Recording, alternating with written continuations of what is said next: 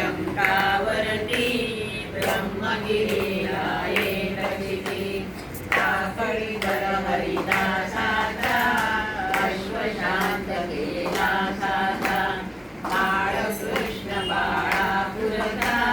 समर्थ भक्त विदो होता रामदास रुचे त्याला दर्शन देऊन तोषविला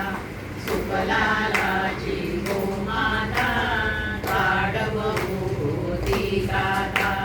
कृपा तुझी होता लक्षणी शांत झाली जननी पुढे लक्ष्मण गावी येता व्याधी सुनिरवी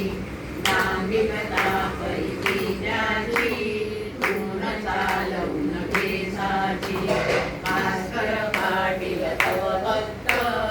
उत्तरित की तू त्वरित आज्ञा तव शिरस